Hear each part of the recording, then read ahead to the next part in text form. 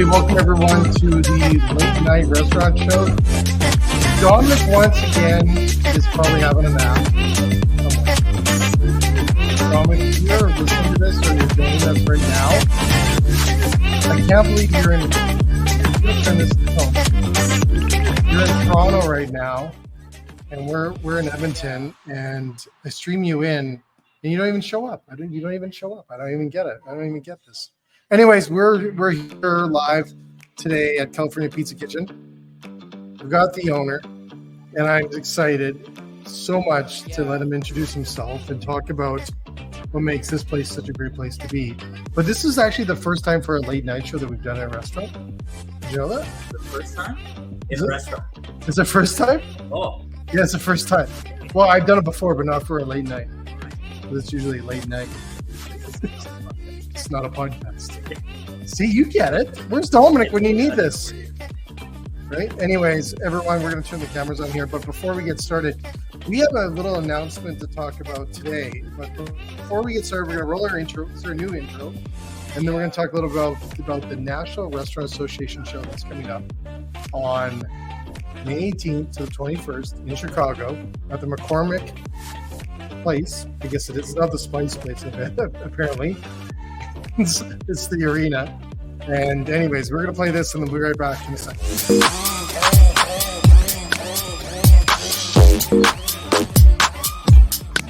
Step my aim.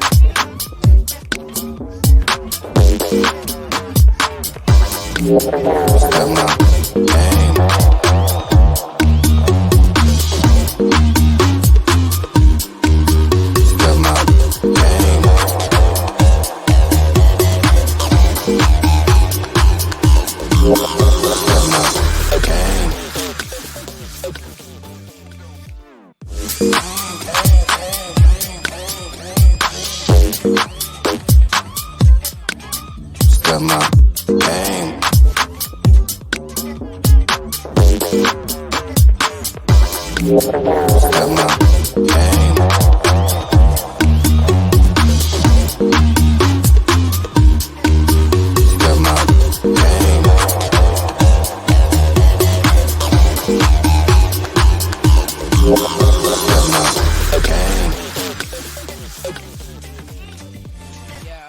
All right, we're back, everyone, from the Late Night Restaurant Show. Not a podcast.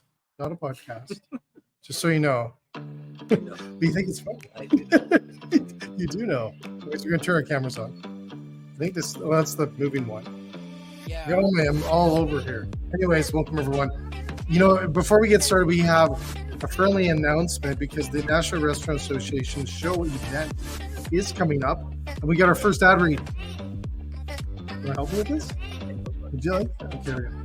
All right. So we're going to talk a little bit about this, folks. So this is our first. It's May 18th to the 21st in Chicago. The National Restaurant Show. It is. Do you know it's the largest gathering in the Western Hemisphere? Like that's big. That's huge. That's huge. How many professionals? 55,000 professionals are going to be there. Right. So it's 10 football fields. How many product categories? For the 900. So that's like food, beverage, equipment, technology. It's like you're reading this. It's a miracle. So, anyways, you know what? There's going to be amazing. A whole bunch of celebrity chefs. There's going to be keynotes. And you know what? You can actually go to the NRA's show's website, and they got a list of different speakers and different events and everything else. And also, you know what's new? Well, you know what? There's an expo and an education badge. Do you know what that is? Neither do I. But if you read this, it will definitely tell you. You know what? There's going to be ways to, you're going to learn about solutions, different perspectives. If you're reading this, and this is also, we're going to work on operator-led educational content. So you're not learning from goofballs like myself that don't run a restaurant. You'll be learning from people like yourself. Yes. Fresh on floor programming, right? Find new speakers. Give me a ton of speakers. Do you sit in those speakers? You? Yeah, like you could actually speak at those. Have you? Have you ever spoken? Serious? You should start. You've been really good at it. Just so you know, you'd be really good. Anyways, there's also a startup alley, but you don't know what that is either. Tell me. That is where there's new companies coming into the place. You'll be able to go there, check out all these new companies. And then what's better than that? I love it because it gives us an opportunity to work with new people. Find new beverage items, new equipment items, innovation. Disruption. Do you do that here? We do a lot of that. Do you? Are you supposed to? No, I'm not supposed to. This is not a podcast. This is not a podcast, so it doesn't matter. Anyways, all right. Well, introduce yourself. All right. Well, I'm Naheed Nenshi, CEO of California Pizza Kitchen here in Canada, Alberta. I've been in business for born in the area. Were you born in a restaurant? I was born in a restaurant. Were you born in a booth? Yeah, this area. Thank you, Pedulla. There you go. Born in a booth. I've never met anyone. I used to sleep in the booth. You and me both. Yeah. That was a whole different. That was a whole different time. Business was going till You're 5 a.m. No, I was not when you're in your 20s. I was talking about when I was like young. Oh, when you were young. Yeah. Like that. Yeah. Parents were, like doing their thing, and you'd hang out in the booth. Yeah, that's Anyways. Oh my God. So by the way, just so you know, it's not a podcast tonight, but I forgot also, because we have sponsors now, we have to talk about tonight's discussion has no opinion on their sponsors. Nope. So don't listen to us and then look at the sponsors. No relationship at all. Nope. That's a professional disclaimer. Just so you know. Anyways, we got lots of people on LinkedIn follow us. We love questions or comments tonight. And you know what? There we go. Jensen. Surprise. He's probably in Toronto right now in his hotel room listening to us. You can tell him. Go find Domenic. He didn't show up. He's having a nap. He's at the buffet. Anyways, so how long have you been in the industry? Oh my goodness. I want to say, so my first job was working at my parents' pizza joint, washing dishes. And then it was doing prep, and then I moved into front of the house. Really? So back at house first. What's I remember painting the entire back area, and I was like, "Wow, serious?" I did such a terrible job then. I don't even know what I had to do. It was like go choose paint. No way. Paint this entire stock area, and I remember just throwing all of the food items like in the corner, painting everything and putting them back. It's been paint all over. And it was a mess. It was a mess. And then you said, you know what, I want to stay in the industry. I loved it from the time I was really my mom had such a huge passion for it, and so I was, like you said, I was born in yeah. And my parents' first kid who went to Canada was a restaurant. They both had careers, but they loved the restaurant business. So it was like they do their day job and then they go to the restaurant. Wow. So did you enjoy it? Like, when did you find out that it was like, no, this is going to be the career? In high school? Yeah, I was or in high school. So my mom used to tell me, whatever you want to do in life or whatever your goals are, put them on your mirror in your bathroom. Serious? Yeah, I was 15 years old, and the first thing I put on my mirror was I want to be a franchisee. Shut the door. Serious? By my 23rd birthday. I was 15 years old. Yeah. And this is like, goal setting from an immigrant mentality. It's like you come here, you set that goal, and then you do everything. Really? And it manifested. And you know what? On my 23rd birthday, I was a franchisee. Wow. Yeah. Do you think that worked? I mean, it taught me a lot of lessons. It was a really rough go. I didn't really understand what it entailed. And I think it was kind of reaching 23. I was naive to understanding. I mean, I understood business because I'd been in it for a number of years, and sat and watched how she negotiated loans with the bank, and I would always say to her, "Can I sit in on Serious? your meetings?" Yeah, I sat in when she negotiated with landlords, and so you know, I'm 16, 17, watching all of these things unfold, like sitting in the back of the room, and it was a really cool learning experience. And then at 23, I felt like I knew how to do it, and I wanted to get out on my own and do it. And, did I sing? We won't have commercials to cut and then go back. Anyways, we have a lot of people join us on LinkedIn. We do like questions, so please send in questions. We're live tonight in California Pizza Kitchen in Edmonton. This is probably one of the nicest restaurants. Yeah. It is. It really is. I love the color, the vibe. It's really cool. And we'll get back to the restaurant in a second. So you're 16, you're sitting in, I don't get this. Because 16-year-olds back then, it was about partying and having a good time. And you're learning about the business. Okay. Was it blend? I worked hard and I worked hard, right? And it's a late night show, so we can get into that stuff. We owned restaurants and bars. Yeah. So it was like, you know, I recall it. I was a porter in one of our restaurants on Friday, Saturday nights. It was really busy. Yeah. And I actually remember the Oilers coming in. Serious? Yeah, after winning a bunch of games. And I was a year at the age of 13. Serious? Yeah, 100%. But it was a different time. I mean, things were very easy going back then.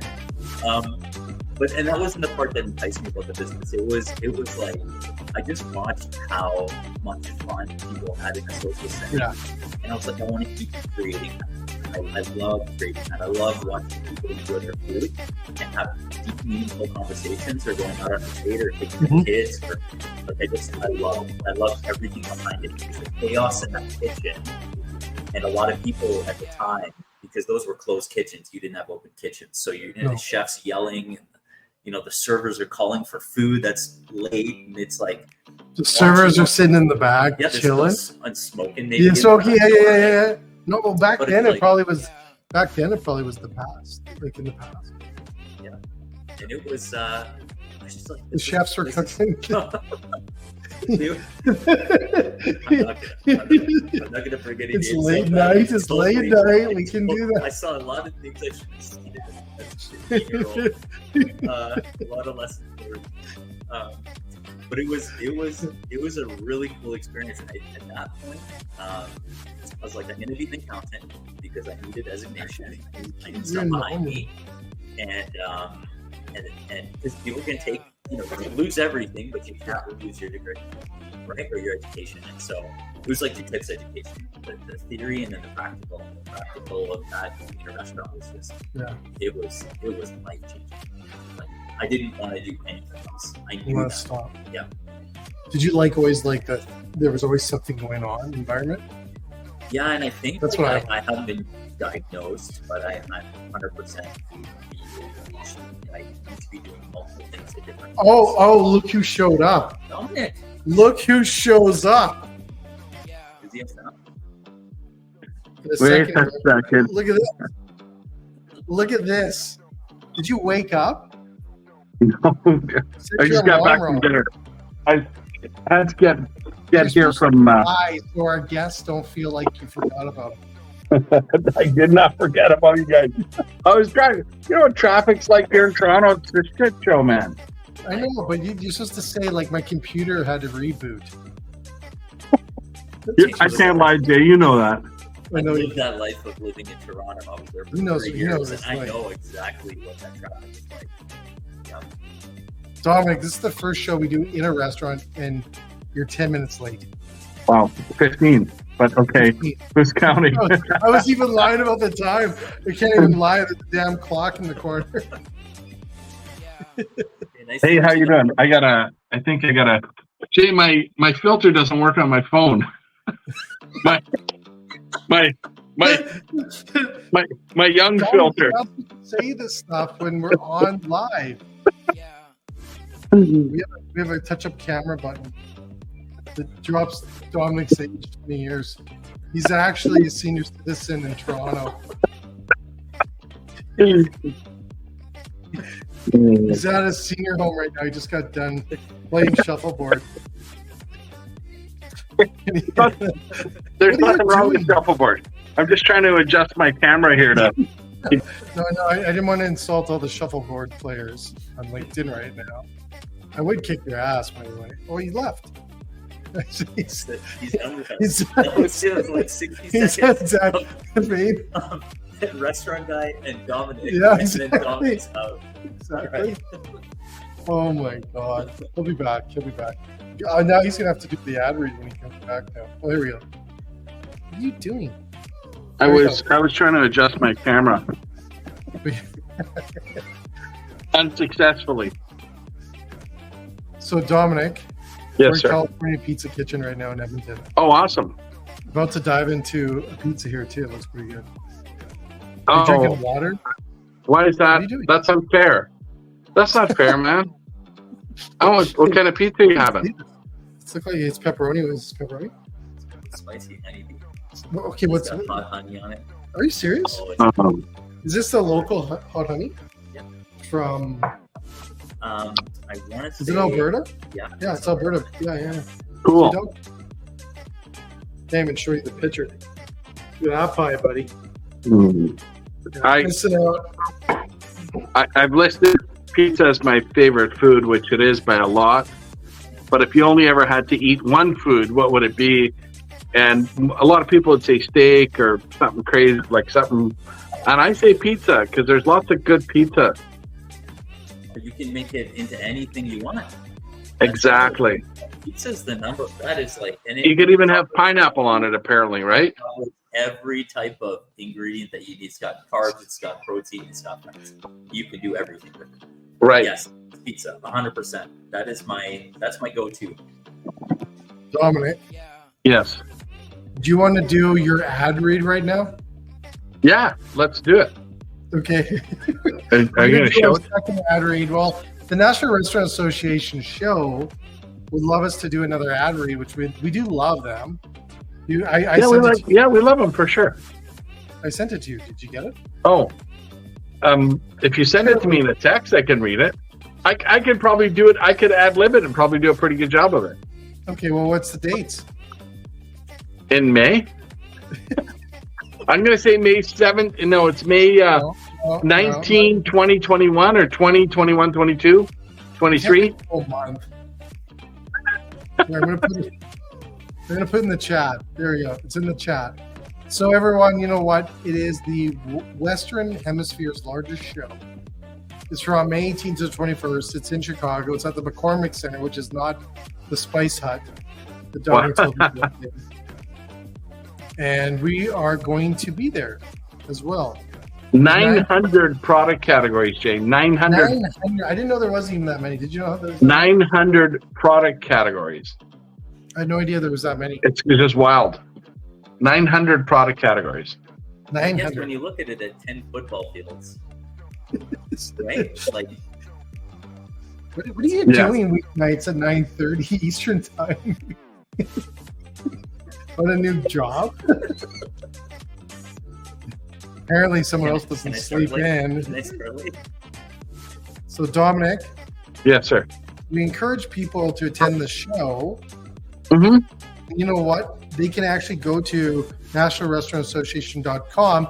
Promo code. We got our own promo code, Domenic. Podcast24 to save $55 off your current registration rate. That's awesome. That's a big.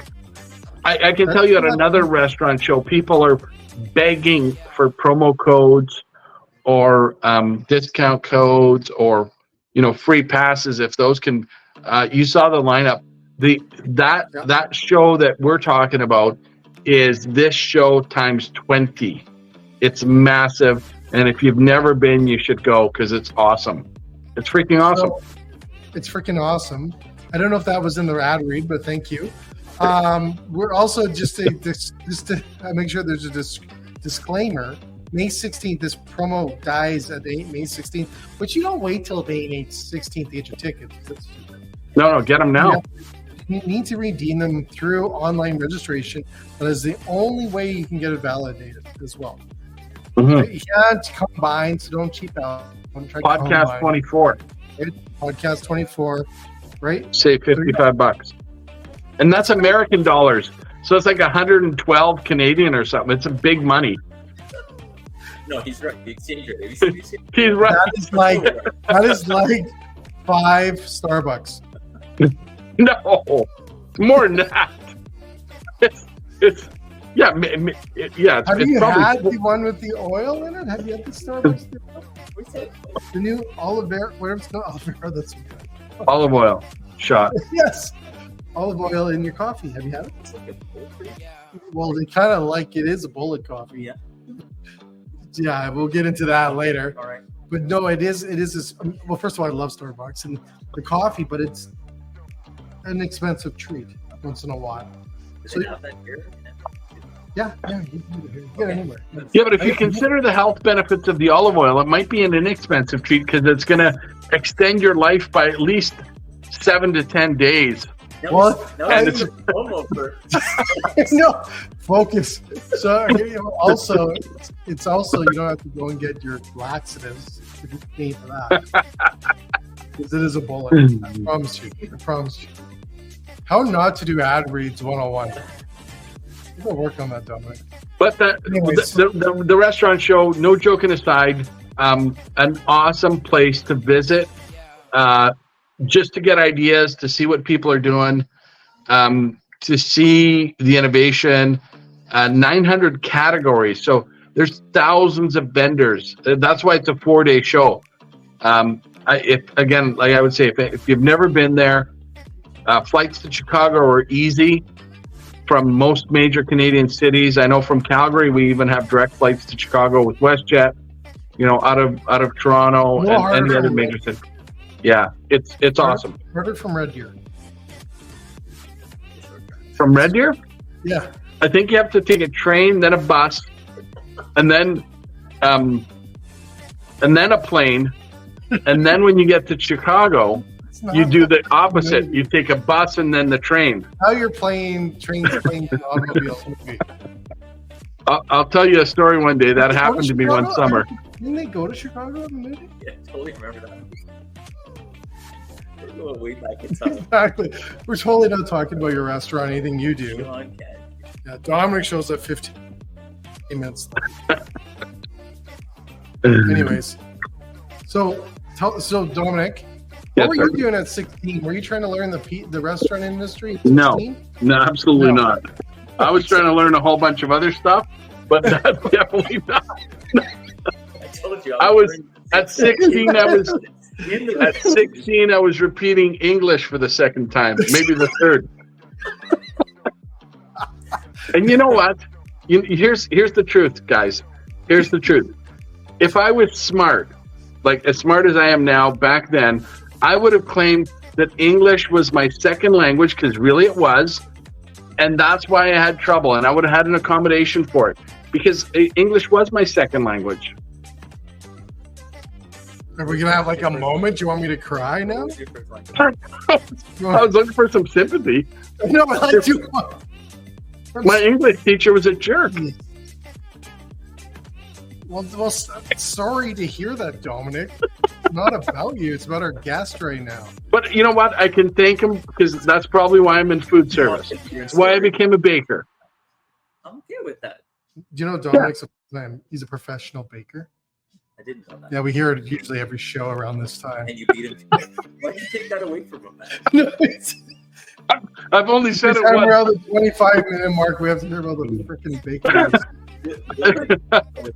Hey, chef, I've only ever said it once, Dominic. man. Do you know you missed the intro? I'm sorry, guys. Again, my apologies. I played the fancy intro for you. Oh, then let's do it mid-show. Let's do a commercial. Yeah, we can do a commercial right now. Want to do a commercial right now? Okay, we'll do a commercial. Everyone, we'll be right back. Thanks so much. And we have lots of time here. We can do anything we want. It's a podcast. No rules. It's times. It's still sunny in Edmonton, eh? Wow, so nice. It's beautiful. It's still bright out, eh? Okay, Cool. you're on the commercial. Here we go. Shut up, Brian.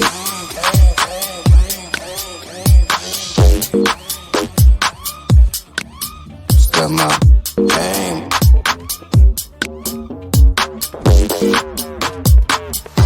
Awesome.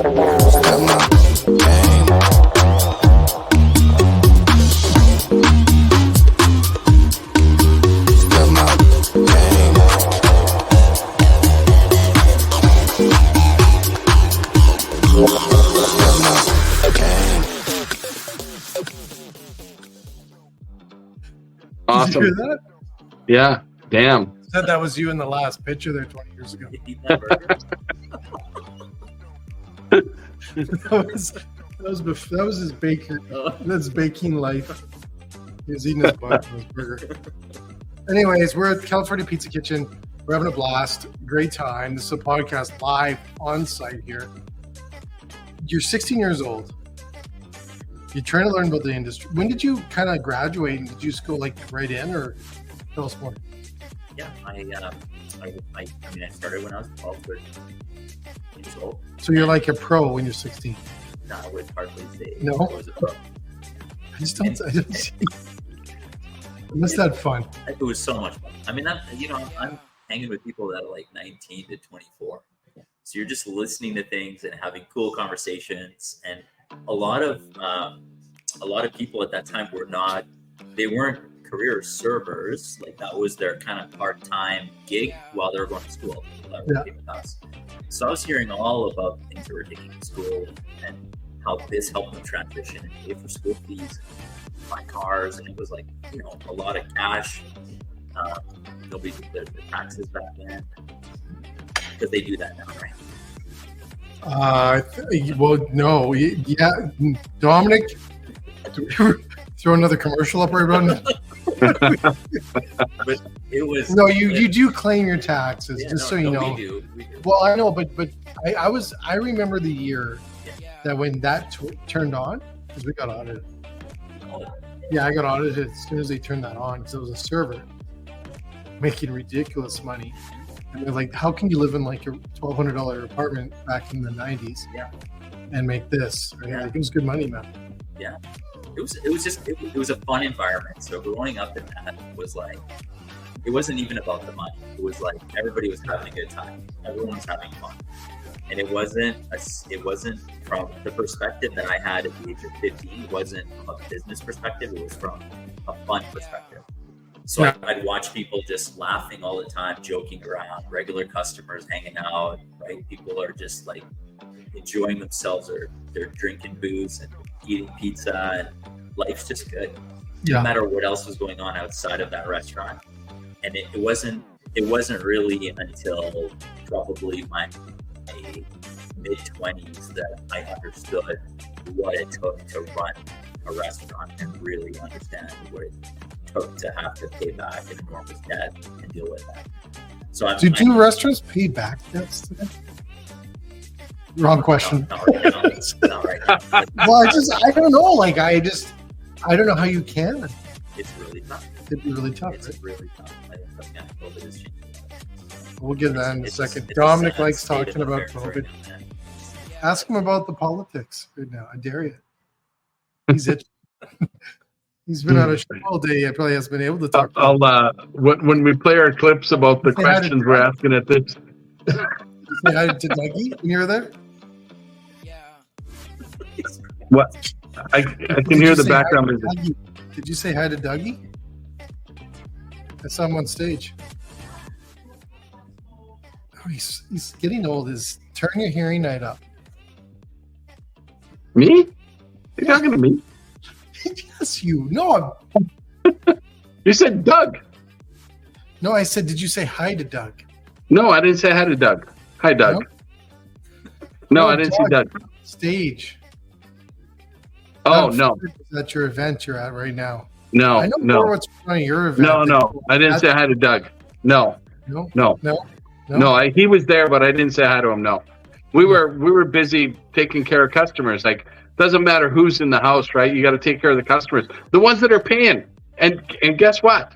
The politicians are the last person I want to see. I like Doug Ford, but the politicians are the last person I want to see. You said it. No, here he goes. But no, I was going to ask our guest. You got a whole bunch of customers in your restaurant. Here's the question. Okay, one of them's a celebrity or one of them's a politician. and there's 79 other people there. Does the politician get extra attention? That's a great No. question. The quick answer is no. You probably had So about the answer is no. You're 100% right. Not from me, but there's always the fan situation. Yeah, for sure, 100%. But you're not neglecting the rest of your guests because there's a for sure. Yeah, I think every person in a restaurant would answer that the same way, right? messing up the camera. I don't know what's happening. There you go. Now I'm super zoomed. Super zoom. He moves the mic for himself. I lost my attention once when I had Kim Mitchell in my booth. Oh, Yeah. how's that? It was pretty cool. You were serving. Kim Mitchell's pretty cool. No. It's pretty It's better than Doug Ford. Like Doug Ford's cool, but Kim Mitchell, come on, patio lanterns, right? I know. Have a wild party. Yeah. Anyways, okay, so you're 19, 18. So you're 18. You graduate. Graduated high school. You're in 20s. Yeah. Went to 24. I went to go get my accounting degree, Okay. right? Because that's what I was telling you. Is my folks are like, listen, they can't take your education from you. And I loved accounting. I love numbers. I love that saying, by the way. Dominic, why didn't you ever say that to me? You can't take that education away. You had 5 years university under me. You can't take what? You can't take the school education away from you. No. So we're gonna be there, and that's your backup plan, right? And that's a good backup plan. So That's a great thing. So I graduate high school. I go into doing my CMA program, Certified Management Accountant, which is just like it's now the CPA program, Sure. Certified Professional Accountant.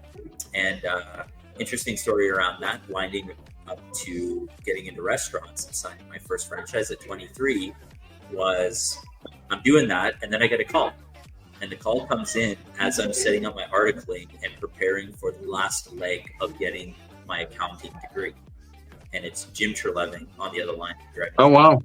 And he says to me, Who's Jim Treleving? For anybody who doesn't know, I know who he is. He's the owner of Boston Pizza, man. That's right. So now you can guess what I was with. And so Jim Treleving says, man, don't you want to do your own thing? And I moved to Ontario. I'm in Toronto. I'm driving down the DVP right now, top down in my convertible. You should really get out here. And so within a month, I'd flown down, hung out with him. He took me to the Molson Indy. We had dinner with Greg Moore. We met Mario Andretti. Gretzky had just opened his new bar. So this is back in '98. And it was like a dream. It was like, I wasn't even thinking about finances. I was so excited about this opportunity in front of me with Jim Treleving, with living this life of a celebrity, as you know. And man, it was hook, line, and sinker. So I said, okay, when am I moving to Ontario? And that was it. I put my education on hold. I did not finish my accounting degree. Oh. I didn't do it. And I jumped. Did you ever finish it? Nope. Oh man. Oh. You give me the education talk 5 minutes ago. Yes, you did it. You did it. I mean, I should have done it, but this opportunity dawned. And for a lot of restaurateurs, this is what happens, right? There's an opportunity that comes up, and you're like, I need to jump at it. If I don't do it now, I won't do it later. Yeah. Moment. I need to interrupt with you. Yes, sir. This pizza is to die for, just so you know. Oh, I appreciate that. Oh, don't say that. Come on. That's not fair. But we just got to get Domenic down here now. Yeah, but no, wait a second here. Did Jay not tell you what the tradition is? No. Is that the guest would make sure that the hosts, in this case me and Jay, both had pizza in our hands to be able to talk about. You can't get a pie in Toronto. First of all, you were late. But wait, no, let me just tell you how that could work. There's express couriers that courier food all over the world, man. It happens. Yeah, especially good pizza. So Domenic, just so you know, what we'll do is we'll have a pie when you come up. Yes, I'd love a pie. Absolutely love a pie. I love pizza, man. Well, I love way pizza. this is going, we'll have to have part 4. But not to talk so slow. Sorry. You dropped out of university, didn't get your thing, open a restaurant. Oh, I you're got married too. Got married. I- Like seriously, It was- Dominic, we have like the it was most like craziest people on our show. It was the biggest. Yeah, what's up with that? I know. Like, what could you do possibly, right, to disrupt your life all at one go? And like, Yeah, that's what. But they're you know what? I'm gonna say for our guest, he's. I think he's a go big or go home guy. Gonna do it all in one shot, right? What the hell? Good for you. It doesn't always work out though, Dominic. That one was. I thank God my wife is still with me. Let me tell you that.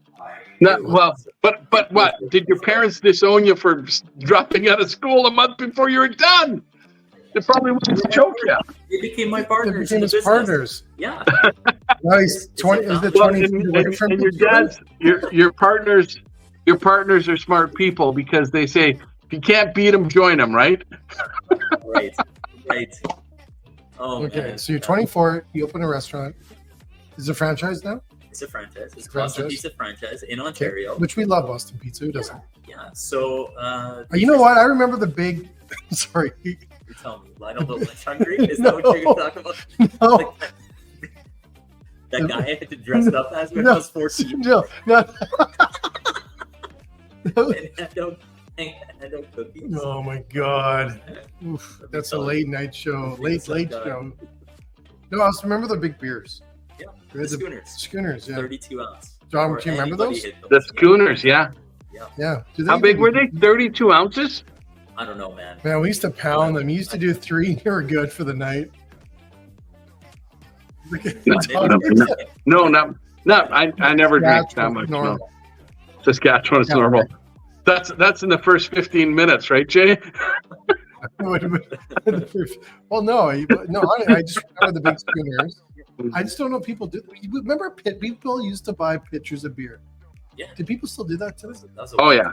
It's called the team pitcher. Yeah. Used to get one for It's each like 10 team. glasses. Yeah, but of beer out of that thing. I know, but did people still do that today in your restaurant? Do I people don't know. get We don't pitchers? sell pitchers anymore. No? We sell glasses. Yeah, but would people ask? Do you ever get I that? think it depends on the venue. Yeah? Yeah. I think Yeah, we had a picture of sangrias yesterday. Well, we do. Who drinks first we of do all? a mimosa tower here. What? Yeah. We do a mimosa tower. Really? Mimosas, yeah, Jay. Have you never had a sangria or a mimosa? Yeah. Well, yes, I have. But like a pitcher of beer, a mimosa is probably a little better. I don't know. It's way better. Yeah. It's a little more Yeah. sophisticated. Yeah. All right. Okay. Let's get back to you. All right. We'll get through this. We'll get hopefully you're not like 60 because we won't make it. Yeah. I feel like the race is coming up. Exactly. It's coming up fast. But Dominic, we have incredible people on the show all the time. I just remember Christian. You're falling into the Christian league, right? Yeah. Remember Christian? Yeah. Like we walked away. We're in Calgary doing this, and we put away our stuff. And I was like, "Guy's crazy. He was insane. You're getting close. You're getting close." Well, the last question is going to be how many corporations he has, because that might be the test, right? Exactly. You know we're gonna Well, ask that. you know He's what? counting now. Can I say something about your accounting career? Yeah. He stayed in it long enough to learn how to do accounting the right way. That's all I'm going to say. To fudge. I mean to do it right. No, not budget. Come on. Well, The I know government- it's you know, the fudge is government- accounting. The government listens to these things, Jay. No, that like you learned what you needed to know. Yes. 40 minutes into the restaurant show, I don't know if the government's listening. Dominic, both my parents were accountants, man. It was like ingrained. So growing up, it was all math. Everything was math. And so it Wow. was like effortless, to be honest with you. And when I was 13 and I said I was prepping in the back, I was also doing the accounts payable for the restaurant and writing checks. Well, good for you. So it was And like good for you. Are you serious? Yeah, so it's like But- different areas of learning the entire time. Congratulations to your parents, Yeah, because you have these skills now that are going to serve you for the rest of your life. for sure. Yeah. It's awesome. It really is. Like a lot of people say, "Oh, that's crazy," blah blah blah. You got all this stuff. No, it's good. It's good to know. Like you don't know it at the time, obviously, right? Because you want to be out riding your bike or doing whatever at 13. I don't know what kids do at 13, but you don't want to be doing the accounts payable plus washing dishes. But it gives you so much more later in life, having those skills, and more importantly, the work ethic. I'm with you, Dominic. There's a funny story. It was like, so I was 13, 14. I'm doing prep in the back, and my parents go to sit down for lunch. So it's like 1:30 after the heavy lunch. I'm hungry. I've been working all day. They sit down, they start eating. I prepare my food. I go and sit down with them. I get my first paycheck, and it's like, so it's $2.41 an hour is what I was making back then. And it was 13, 14, that was minimum wage. Well, how much? And $2.41 an hour. Jeez. And I look at my hours, and I'm like, this doesn't compute. I've worked 22 hours this week. Why is there only 20 hours on my paycheck? And the general manager looks at me and she says, well, you sat down and had lunch with your parents. And I said, those are my parents.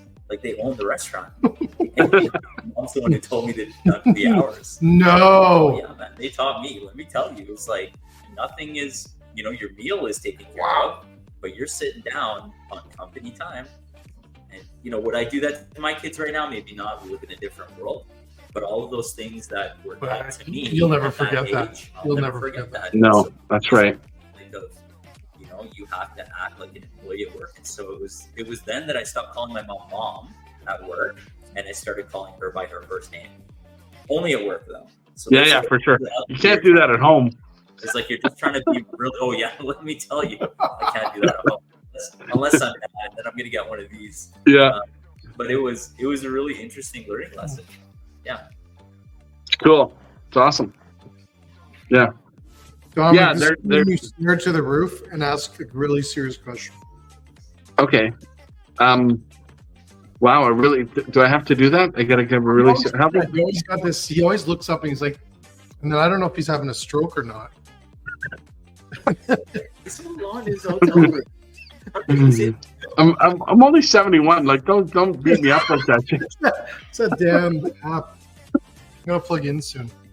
All right, Dominic, I'm ready. Let me. Okay, so I want to go back to your story because you went and worked. You came to Toronto.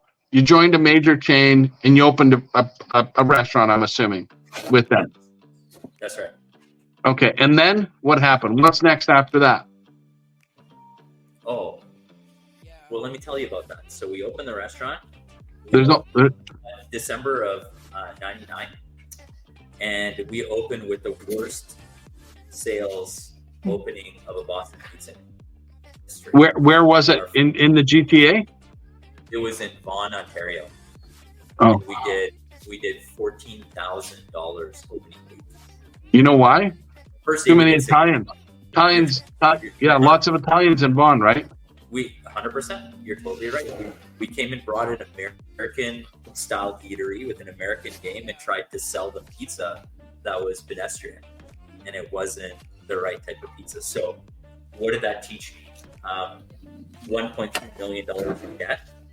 1.3 million? Within 3 years, we lost $1.3 million in our business, and it was, it was very difficult. Very difficult. So that's what was next. How did you sleep? I was the janitor. I was the skip driver. I was the everything. How did you sleep? That's what I said. You're incredible. The lesson at that age was like, how do you make this? Oh, we're dead there, Jay. We're missing. Well, while Jay gets that put back together, let's talk about the show we're at here in Toronto at the Restaurants Canada show. But the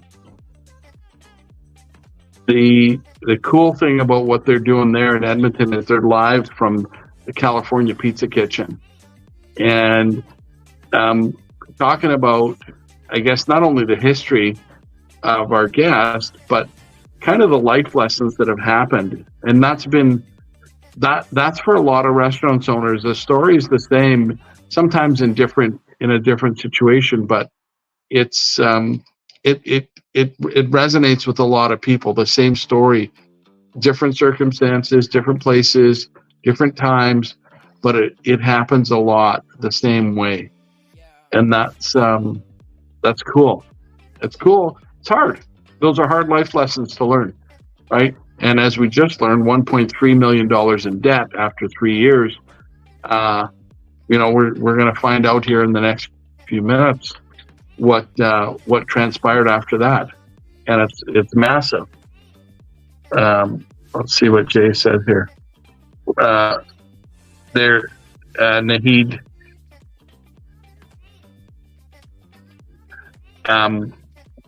They just had I don't know if they had a power outage or what happened, but they will be back in a minute. Like I said, the story is often the same. The circumstances, the places that, the businesses might be different, but there's hardships very often before there's immediate success. And for Naheed, $1.3 million, that's hard. That's a hard pill to swallow, especially, it sounds like, I think he said he was just freshly married, right? At the same time. So, if you hold on with us for the next few minutes, we're going to get back together here and hear what the rest of his story is. For the people that are listening, we want to thank you, for joining us in the late night show, the late night restaurant show with me and Jay. We have a lot of fun. If you have questions, go ahead and send them in. If you're listening on Twitter or TikTok or LinkedIn or YouTube, please send those in as well, and we'll try and get to them and answer them. There's a lot to know about Naheed's story. And then all our this is not a podcast in this case, where this show lives with the other podcasts, to make them look bad, is on Spotify and Apple Podcasts, Apple Music. You can listen to us there and find all our other shows.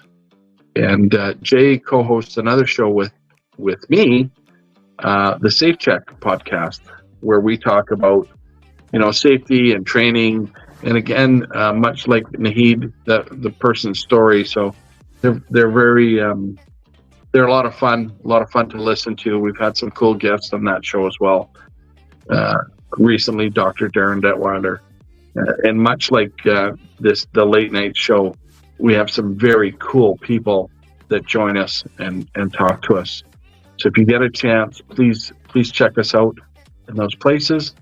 Send us your questions. Again, we like to have fun. We like to make it a little hard on our guests and have them listen in and answer the tough questions, because there's lots to know.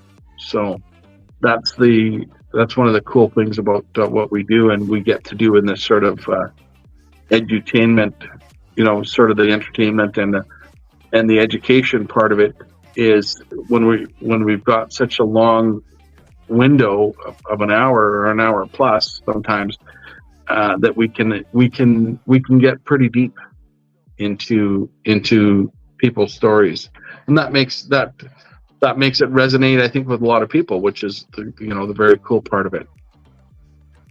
And not sure where Jay and Naheed are. We'll see if they're coming back here. They should be back here.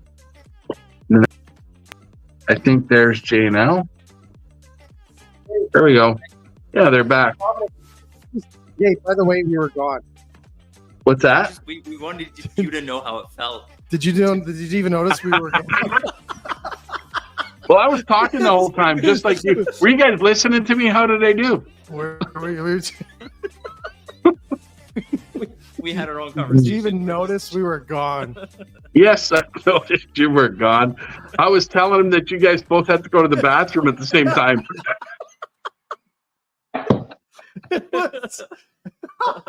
We'd become close quite quickly. Yeah. Oh, shoot. Keep plugging this in.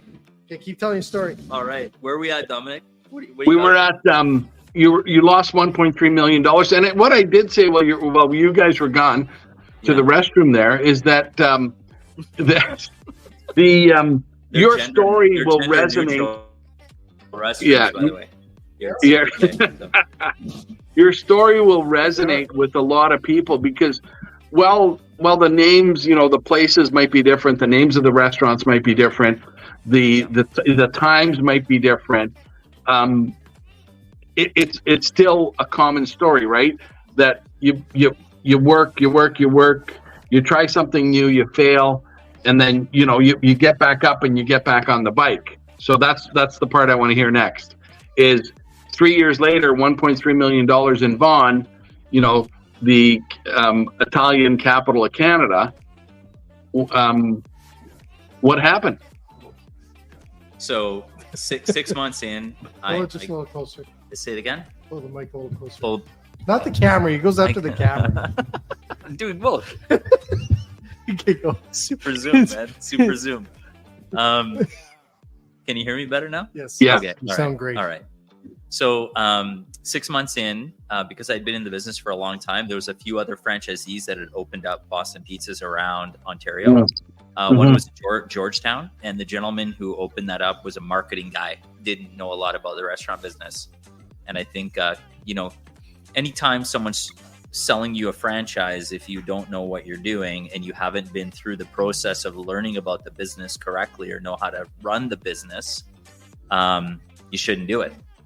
And I think his thought process was he could do it and he'll make a lot of money. And he went in, and within 6 months, he opened around the same time as me, and he opened up out of the gates really strong. And all of a sudden, his financial statements are losses monthly, but the sales are still up, and it didn't make any sense. And so he contracted me out to consult for him to check out things, and I basically had to tell him everybody was stealing from him, and he needed to make some changes, and he just didn't have the ability to do that because he didn't know how to manage a business. And so we ended up buying that business from him in order to save the situation. And that helped to pay down some of the losses. And so I brought one of our team. We also owned Boston Pizzas in Edmonton at the time. And so thank God we had my parents and one of their business partners. Everything in Edmonton was doing well. And so that was helping to pay down losses.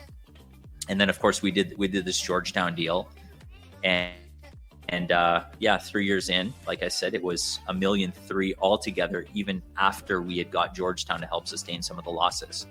And I ended up moving back to Edmonton, my wife and I, and we just had a baby. She's 6 months old, and that was part of the. I remember this part. This part of the decision-making process was like, how do I? Domenic, you're not supposed to look like you're falling asleep.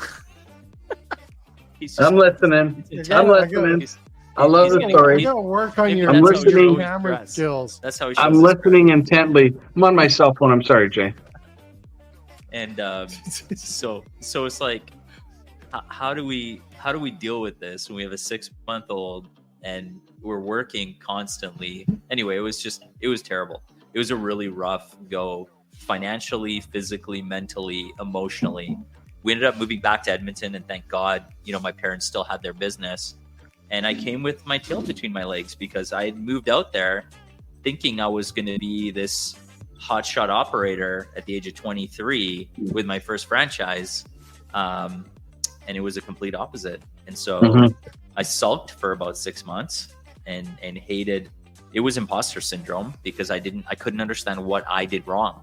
And Domenic, you nailed it, right? Because it was like an Italian neighborhood serving the type of food that a lot of people. Yeah, you were serving like pierogies and. That's right. That's right. Yeah. That's exactly right. And so it's like that was mistake number one. It's like know your demographic, and I don't even know. I was so excited about wanting to get away from my parents' business and open my own business that I lost sight of what it was that drew people to that business. Well, and what was the year again? 90 what? It was 1999. Yeah, I think there was also an arrogance with lots of businesses back then. It's like, hey, this will work anywhere, right? And everybody's going to love our stuff.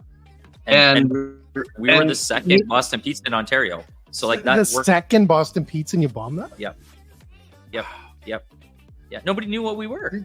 And you need to write that book. You need to write a book. East You need and to write West a book. culture, even in Canada, is It's so still hard. different. Well, it's still hard today. Yeah, it's so different. So it was not a good experience. It was like, I think it was for years that I'd get on a plane to come to Toronto to either go to a conference or do something, and I would cringe because literally that flight goes over that theater and the Boston Pizza that was under that theater. Seriously? And I'd be shaking. Like I would feel so anxious as I was coming into Toronto because I would see that space. Seriously? And it just killed me. Yeah, it was terrible. It was terrible.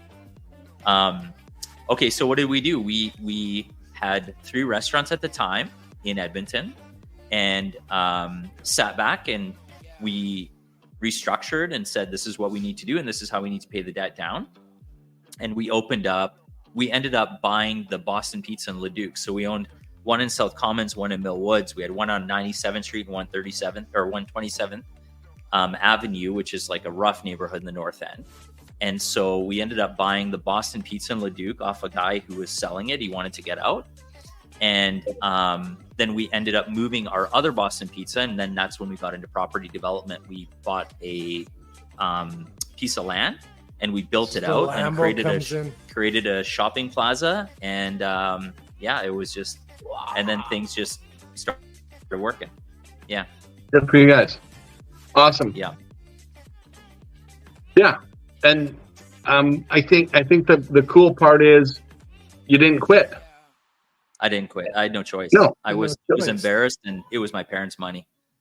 And some of that was my money, but the reality was I let them down. And that was the hardest thing to swallow. I let my wife down. I let my daughter down. It was like, how could I have made this stupid mistake?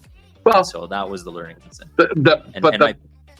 I have to say though, not only that though, but if you had not made that mistake, you probably wouldn't be where you are right now either. I was going to say, you should look at this place, Domenic. It's gorgeous. Yeah. No, I believe it. Yeah. Because if you had not learned that lesson, you might still be making the same mistake.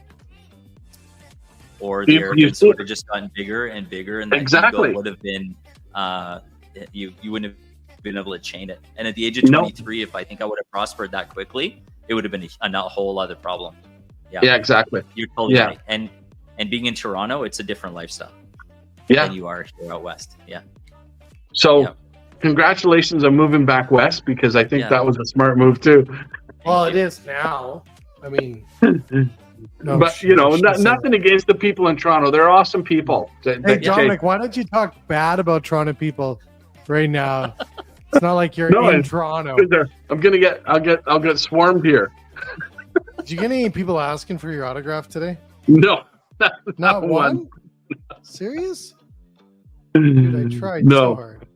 We got a lot of people that have been to awesome restaurant. I mean, the restaurant scene there it's like New York and LA, and like I know Vancouver is too. Yeah. We went to a beautiful restaurant tonight. We were at a beautiful restaurant. Where'd you go? Tonight we were at Scaramouche. Okay. And last night we were at Scaramouche, like Scaramouche. Can you defend it? Scaramouche. Yes, it's Sir Corp that owns that. That's Margaret's I don't think so. No. It is. No. I know them. How do you know? You don't know that. Tell me where it is. Sir Corp does not own that restaurant. Absolutely not. They do. Scaramouche. Really? Yes. No. So Wait a sec. Wait a sec. Jay. What? Scaramouche is not Scaramouche. We went to Scaramouche on Saturday night. It was great. Okay. I'm going to tell you a story about Corp. Last night we went to Capra's. It was great. And tonight we went to Scaramouche. It's like a French restaurant uptown Toronto. Well, yeah. Okay. Sorry. Scaramouche, a different story. To me. Yes. Yeah, Toronto has lots of great restaurants. It was Jack Astor's, Red Devil, Alice Fazouli's, right? Sir Corp back then? Jack Astor's? Yeah. Yeah, those are my competitors. Those I are? had no those idea. Were. They were when I was in Toronto, and I had no idea who they were until I landed there. Phenomenal and I was like, brands. wow, these guys do great. They do a great job. They do. Yeah. They do. Yeah. They do. They still do. Yeah. They still do. Yeah. All right. Yeah, So they still do. how do you now? Let's speed up because we gotta respect your time. Okay. How do you get to this now in this big beautiful restaurant right here? So 2010. I'm with You Boston jumped- you Pizza. jumped 10 I years. jumped 10 years. Yeah. So I'm with Boston Pizza. I start to see the changes in a big franchise, which some of the difficult aspects are when you're in a franchise with 300 units. Efficiency, productivity, labor, those all become big concerns. Food cost, and you try to drive down all that and make it more simple. And as they started to do that, there was things happening in terms of the food was changing. So we weren't making dressings anymore. We weren't making sauces anymore. They were coming in. And I wasn't a fan of that type of environment where you create efficiencies and the product integrity kind of goes down. And that was how I felt. And so in 2010, I sat down with my folks and I said, we need to change gears and we need to get into something where it's more of a culinary experience. And so I started researching other brands, and there was 2 brands that I researched, and one was California Pizza Kitchen and the other one was Brown Social House. And so I loved Cactus. I loved what they did. I loved who they were. And Brown's is the original, one of the co-founders of Cactus Club, opened up Brown Social House. And so I loved it. It was super cool. And California Pizza Kitchen was like, that's the pizza authority. Like those guys in 1985 in LA and Beverly Hills. Is that how old this is? Yeah. Really? Yeah. Super cool story. A couple of lawyers, they hire some great pizza guys and they just start creating things, putting duck on pizza, making a Thai chicken pizza when no one was doing it. The barbecue chicken pizza was invented. That was theirs, yeah. Yeah, it was like there's Serious? so many cool that was things. there. How do you know this, Domenic? Well, I got a pizza guy as my landlord who did all the research that he did, but way back as well, right? In 2000, 1999, 1998, yeah. Super cool story. And so I was like, I want these guys. This is what I want to do. These are the 2 new brands that I want to work with. And so in 2010, I sent a fax to California Pizza Kitchen. A fax. A fax. And I said, You still have that fax? we need to. I do still have that fax, actually. You should frame it. You should frame it. You don't have it framed. I should frame it. You should You're frame right, it. yeah. That's a big moment in your life. It was.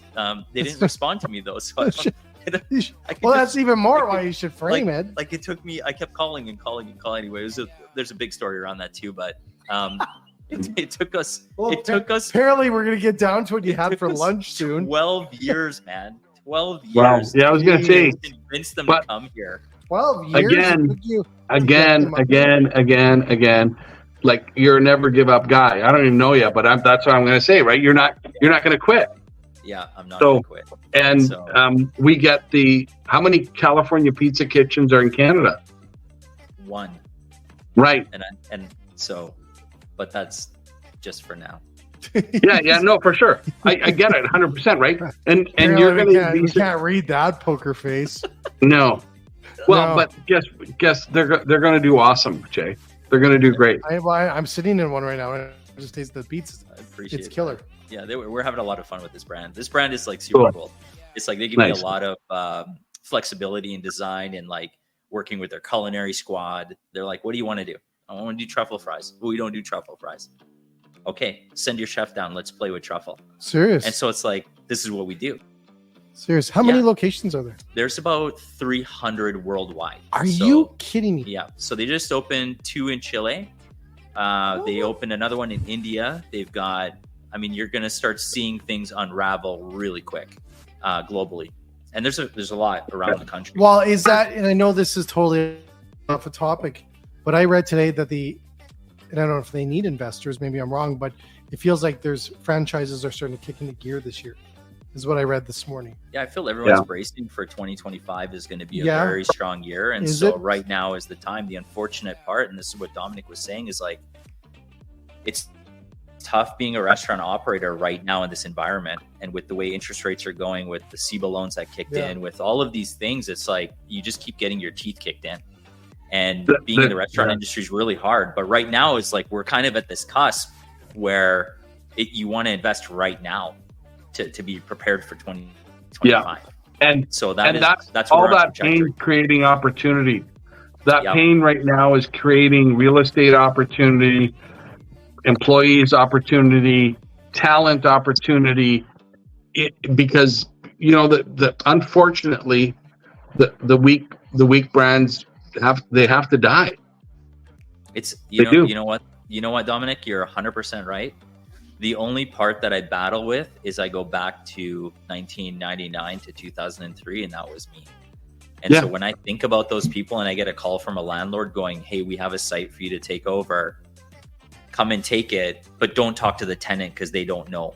Yeah. So we're gonna lock them out, and then we're gonna give you the space. Oh, no. And I said, I refuse to be the person that puts the nail in that for you. coffin. So you go close them if you need to close them, and you do what you need to do, and then you call me 3 months later, and then we can do business. But I refuse to be the guy who's going to put that business owner out of business. It's not right. And I have a reputation, and the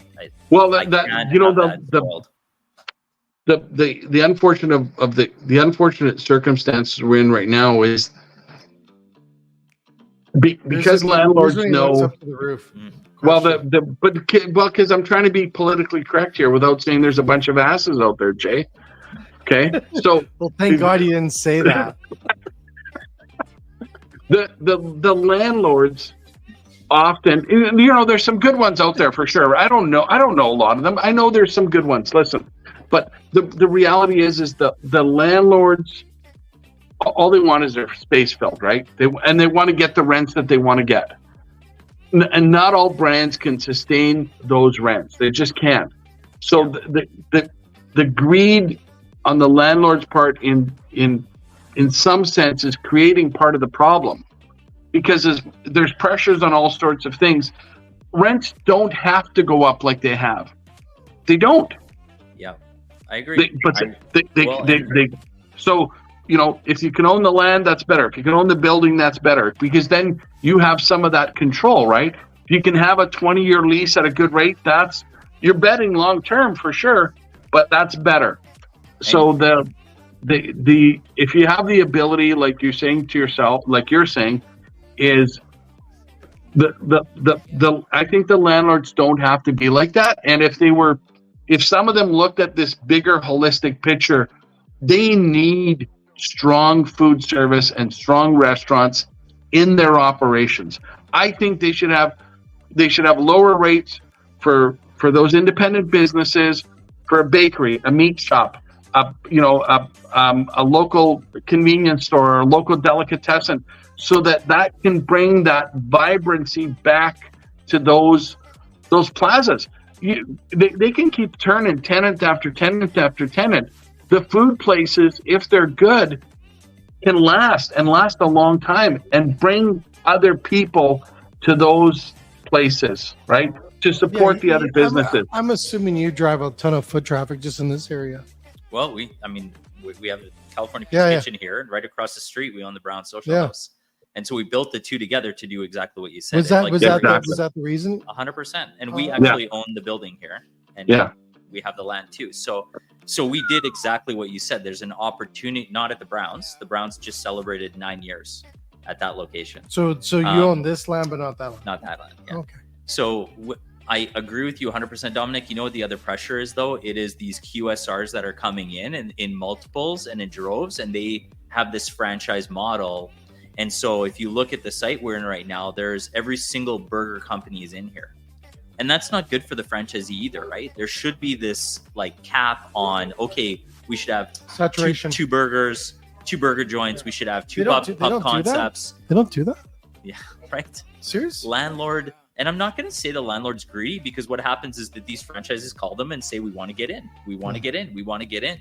But there's too many shopping plazas down every street. And so that creates a lot of pressure, not only for us when we're negotiating rents, it creates pressure for other franchisees, because when I was with Boston Pizza, I didn't fight Kelsey's or Montana's, or I fought the other Boston Pizza owner that was 1.5 kilometers away from me, because that was my radius determined by Boston Pizza International. Too close. And that's why we got out, because they would build one as soon as they know you're doing huge volume. they'd build another one, crazy. and there's a lineup of people that want to get in. So it's not. Yeah, but did you not have the first right of refusal to have that second one? No, we did not, and they wouldn't that's a grant it. mistake too. That's not how they work. bad on the franchisor's part, because that territory should really be yours, in my opinion. Well, you know, the interesting part about Boston Pizza, which is this is an anomaly part, is it was born in Edmonton. And so the gentleman who owned the franchise before Jim and George, he had the perpetual rights. And so every time we'd come with a site, he would say, no, I'm going to take it and I'm going to build it. And that was it. He owned the brand before. So that was his perpetual right. They didn't grant that to anyone else. And the unfortunate part is that was Edmonton. And is that still happen today? He's unfortunately passed away a few years ago. So that the rights passed with him. Do they? Yeah. Really? Yeah. But I mean, you look at what we have in Edmonton. We have 32 Boston Pizzas in Edmonton. Gee, like they were opening McDonald's next to a Boston Pizza. Like that's how many Boston Pizzas there were. So, wow. Anyway, did you know that, Domenic? No. I had no it's tough. It's really tough. And then the other issue is they start driving these rents up. Your property taxes go up because now they're determining your property taxes based on your rent roll, right? And so it's like this is the next. And a lot of these guys don't know. These mom and pop operators don't know. They come in, they think they're going to pay $35 or $40, and then they get their rent roll with their property taxes and with their CAM, and they're upwards of $70 a square foot. And like, you can't. How do you do that? Domenic about property tax in Calgary. No, they're just every municipal government in Canada is out to effing lunch on property taxes. They have no effing clue about what reality is. They just don't. When does it get fixed? Does it ever get fixed? So how like forget? Does it get fixed? Well, I think there should be a mass discussion about this from Restaurants Canada. We need to jump into that and have this discussion because, to be honest, why would we pay more when you have a retail environment right across the street from me? And they have the same amount of occupancy, but then I get charged more on property taxes than they do. No, how's that make any sense? Is that serious? Yes. Why? Yes. Why is that? I don't know. We should ask. Domenic, because they probably say your value's more. They would charge a restaurant business more. I think because first off, most politicians haven't got an effing clue about what the reality is in the world. Period. Okay, they're in their own little world. Jay, that's the first problem. Second problem is, a lot of them are bureaucrats to begin with. So they have no sense. They've always been on the government paycheck. So they don't know what reality is. And I think thirdly, property values. Oh, there Jay puts up the disclaimer. They don't represent our sponsors or our guests, and they're solely our own opinion. It was the system. It was the freaking system. Yeah, okay, the system. We'll let Naheed tell us what the problem is. The problem is that they base them on property values, which are often inflated. To your point, they base them on rents or what the net rent is for the building. I don't know how that exactly works, but again, that are inflated. They used to have these boards that would, the property assessment board that would say, well, here's what the assessment is. It's all a pile of shit. The assessment is based on how much money they need. It's not based on anything else. And they overspend like drunken sailors on stupid shit that they shouldn't be doing. Our taxes could be half and we could have twice the services if they got their head out of their ass and they looked at what was happening in the real world. They should not be putting taxes up, not only for businesses, they should not be putting it up for homeowners either. Taxes have to go the other way. They have to go down. Agreed. And here we are. We're in a big, massive problem because government's super high, right? And banks are making hand over fist money. And now we're in a position where people can't afford their homes. Yeah. And we have this houseless crisis, and it continues and continues and continues.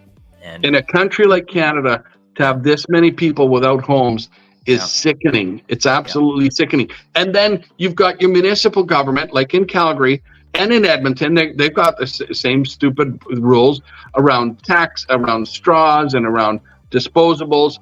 What about the people that don't have a home? What about the potholes in the street? What about the snow that's not getting plowed? The buses, you got 20 of your 30 electric buses that don't run. Mm-hmm. With a lawsuit. Right? Yeah. With a lawsuit, and how many $50 million wasted? I don't know how many $1 million they spent. Yep. How many homes could that have built? For it could have built. I'm sure it could have built a shelter with 200 beds in it for $50 million. Way more than that. There you go. There's so much land in this city. I mean, politicians quickly forget that there's Jay. They quickly forget that there's one taxpayer. Okay. And if they keep taking money out of your pocket and my pocket, that does not allow me to support that local business. I know. That does not allow me, right? That's why we're seeing a lot of these local businesses have the challenge right now. Bankruptcy rates are through the roof right now. You know, Restaurants Canada said 121% up over last year, same time. It's scary. Well, you look at every time I turn on the news, it's like these are the restaurants that are folding. Yeah. Right. Yeah. Vancouver, Calgary, Edmonton. But when does it break? When's it stop? Because you can only it only breaks when they stop taking everything away from you. Because they're taxing you at the pump. They're taxing you on your paycheck. They're taxing you at the grocery store or at the store, right? When you buy anything, they're taxing you when you fill up your car. They're taxing you when you ask for a bag at the restaurant. Mm-hmm. All those little pennies add up, man. They do. And now I don't get to go for a pizza. I don't get to go. I don't even I keep trading down till I can afford my hamburger, and then even that I got to trade out. Yeah. The scary part is, you compare 2022 to 2023, and you see 2023 is like record numbers, right, on 2022. And what they thought was an excitement in the economy was just people having lack of ability to spend. And now they're spending like unreasonable amounts, and everything starts going up in price. And so this has created this problem in that, through Canada, P1, P2, P3 periods 1, 2, and 3 have been detrimental for all these businesses. Everyone I've talked to around Alberta is in the negative numbers compared to last year. In the restaurant industry. Really? Everyone. In Edmonton is just, it's brutal. It is. And then brutal. how much can you raise your prices? You can't. Well, you have no choice, because every time I get my update on what's going up from my distributor, it's every one of their vendors is raising prices. No, I understand that, but you also understand that your customers have a breaking point though too, right? Jay, I think restaurants are reluctant to raise their prices. They don't want to do it. They have to. You're right. You have Domenic, to. But we had that show with Derek that we had the other day, and he said that we're already hit the ceiling. Yeah. We have hit the ceiling. Yeah, we've 100%. Hit the ceiling. We can't go higher. 100%. And you know what, guys? I've been to. I would say that, but we can't. I've been to a few restaurants. I think the prices in Alberta are higher than they are here in Ontario. I think. Well, the only reason I say that is I think because some of the distributors, we don't necessarily have the efficiencies that they do in Ontario as far as food and importation and all that stuff. But I think.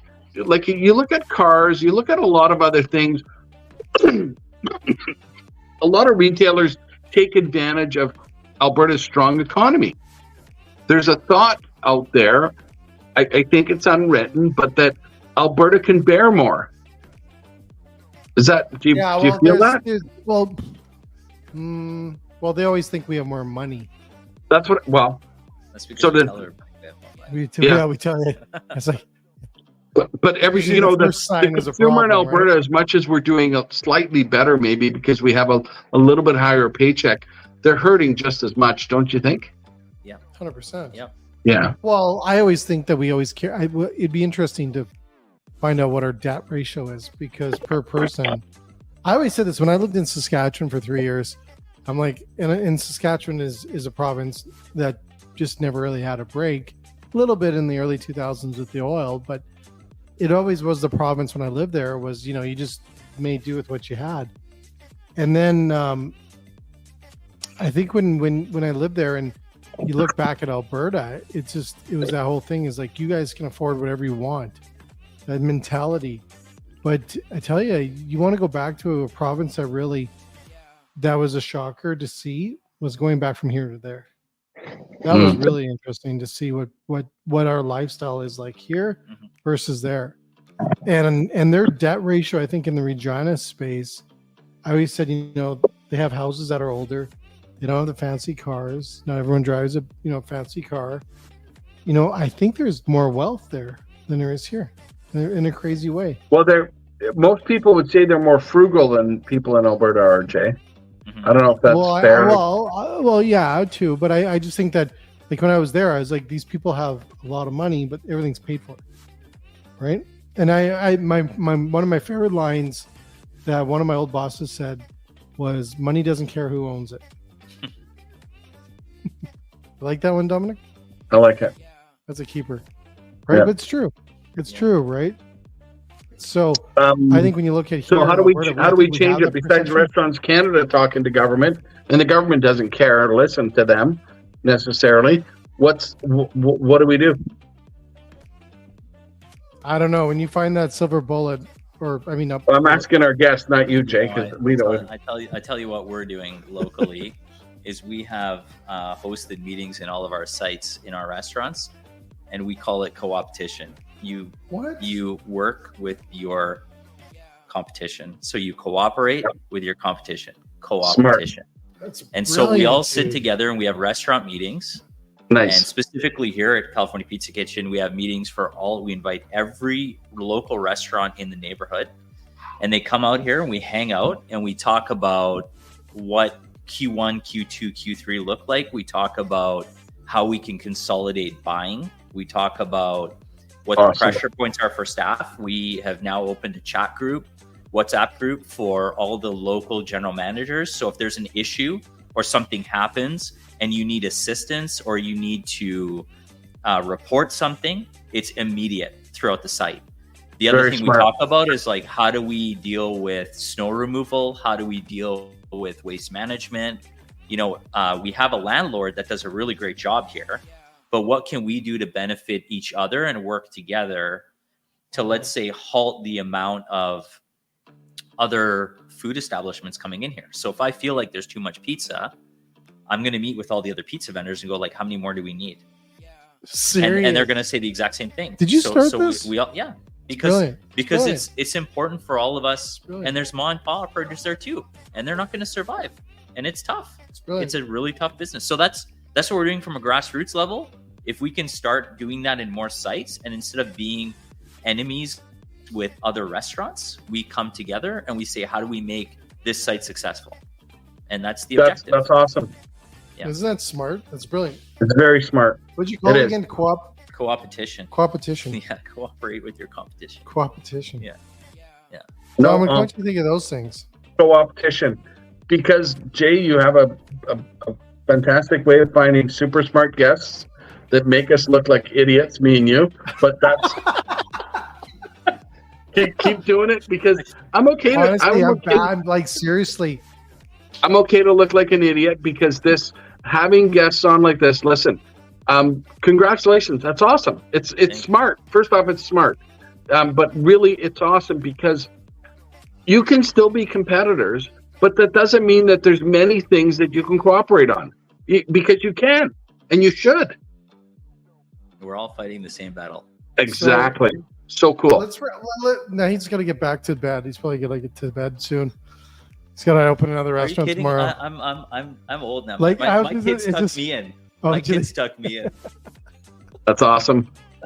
Well, we want to thank you, first of all, for taking the time.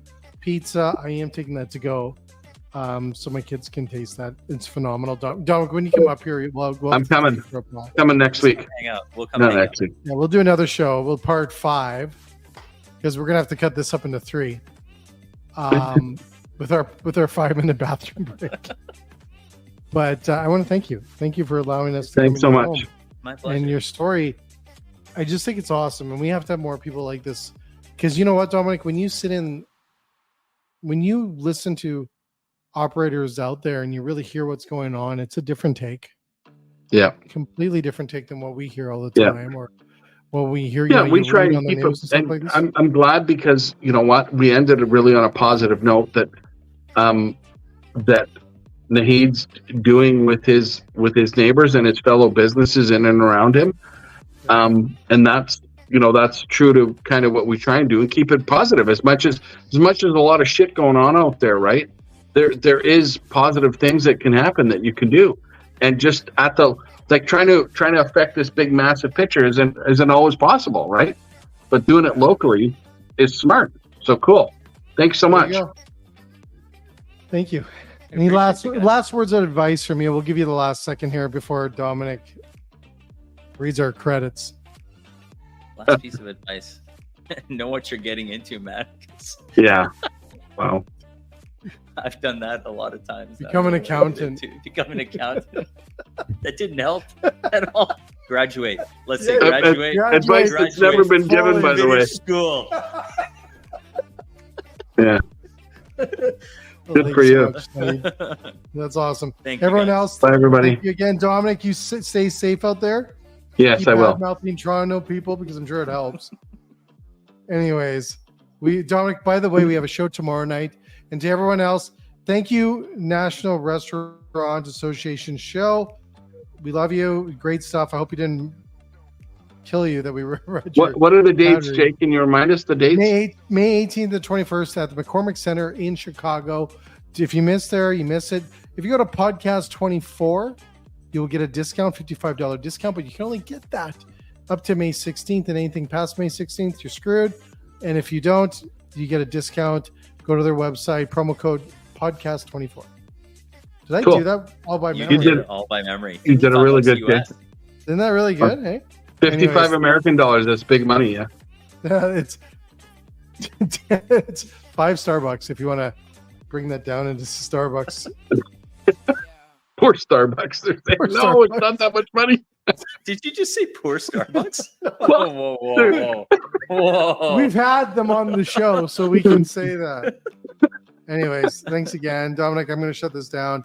Everyone else, have a great Cheers, day. everybody. Take care. And we're Thanks, back Naheed. again Take care. tomorrow. Thank you, Domenic. And we'll see you tomorrow. Here we go. Thanks again, guys. Good night.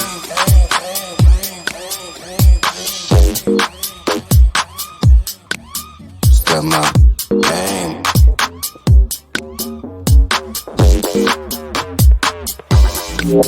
Step my